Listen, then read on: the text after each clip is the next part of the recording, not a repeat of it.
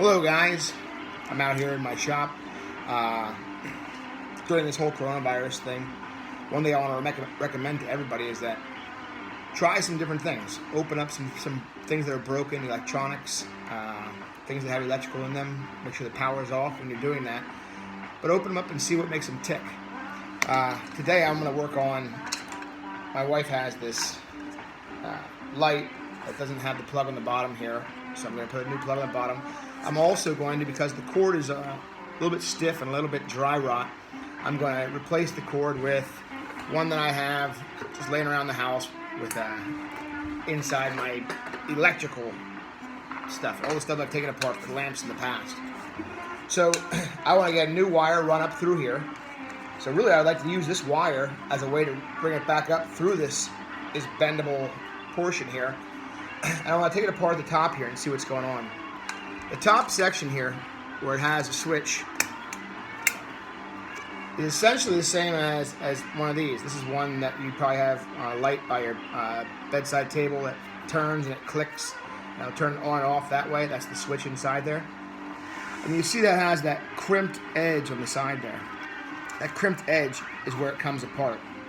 So we would have, when I take this apart here, we'll have a wire coming up through the bottom there, and it'll be attached to the inside of this, where we see two screws. We see a silver and we see a gold, and those are screws that we have seen before, right? The silver and the gold. My gold is going to be my hot, my silver is going to be my neutral. Notice that we only have two wires on this, right? If I take this apart here, take a pair of pliers, I can break these two pieces in half. So we have two wires. And are they solid or are they stranded?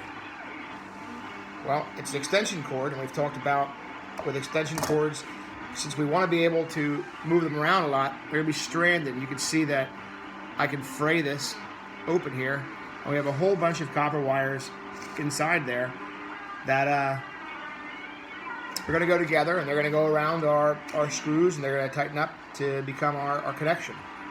So first thing I want to do is I want to start taking this apart and seeing what makes it tick.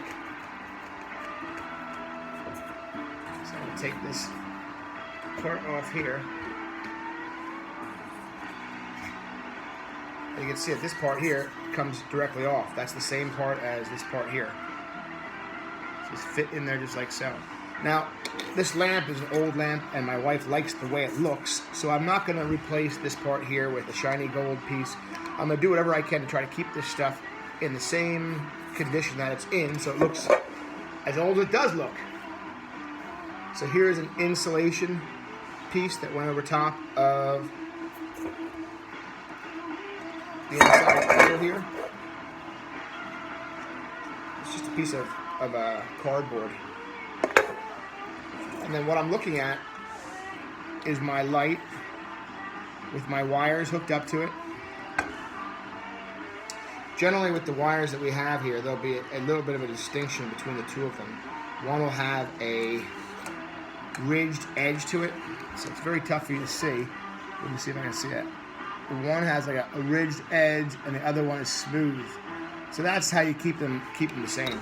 In terms of a light, with polarity, meaning negative and positive, or our hot and our neutral, with a light, it's not going to make a difference. So as long as we have the plug in the top there, we know which is which. It shouldn't matter which way we do that.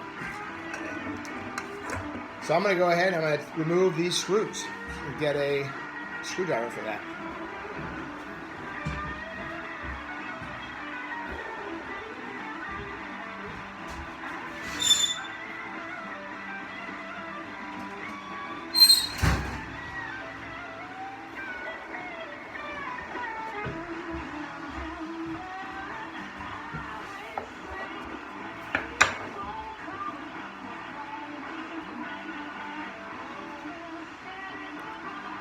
Generally, when wires come through the top here, what they'll do is they tie them once so that there's no way for it to be able to be pulled back through again.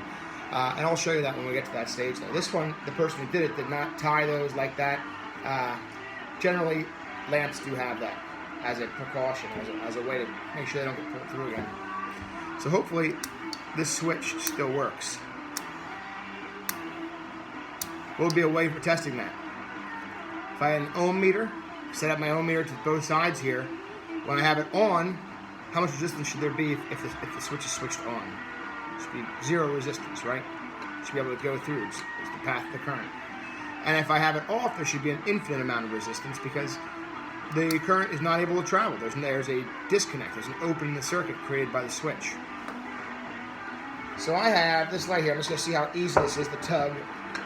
It seems like it's fairly easy to tug through there. But I want to make sure that I get this new wire through it, which is a little bit of a thing.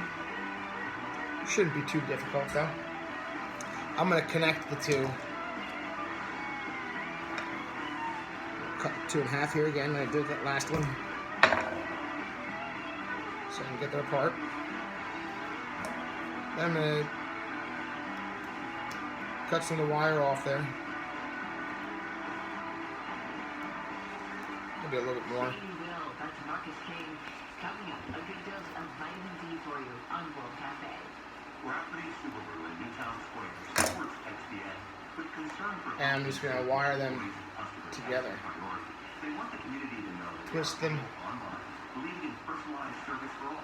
When this time passes, to a good, and then I'm actually going to tape this whole connection. So I'm twisting these, and I'm actually going to tape it so it's got a nice sleek design to it that it's able to go back down through this without getting caught. I'm Raina Durres, and like a lot of people, maybe like you too, I've been stuck inside for a while now. I'm hosting the show from Toronto, Canada, so it can be Got a piece of electrical tape. usually I host from Philadelphia, and I gotta admit, I'm already missing the weather over there. Toronto's been chilly, so if you are somewhere colder, or if you've been stuck inside, or if you're just missing that vitamin D, here's one for you called Texas Sun. To warm us all up, it's Corndon and Leon Bridges.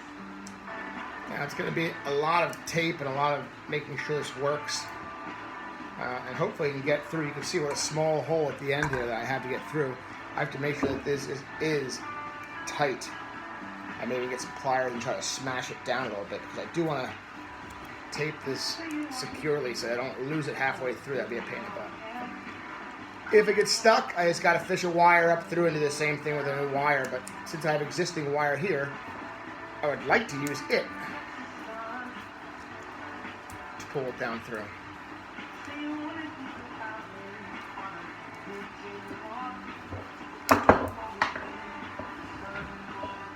That big bulge there is a concern for me. I'm not sure if that's going to make it through.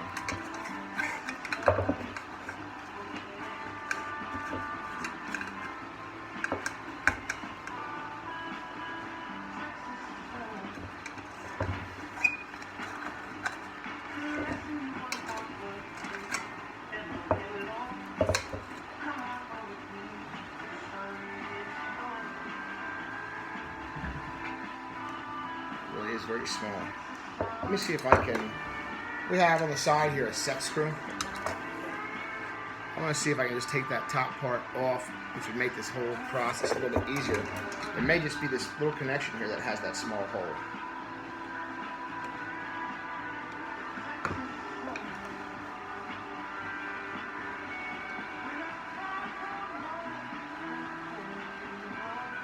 The set screw is just a screw that's not, it's threading through and bumping up against something, which is what prevents it from coming out.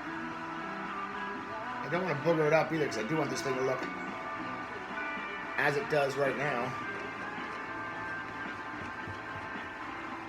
So that's threaded on, and then it has a set screw on the side, which I'm going to put the set screw back in because they're too easy to lose.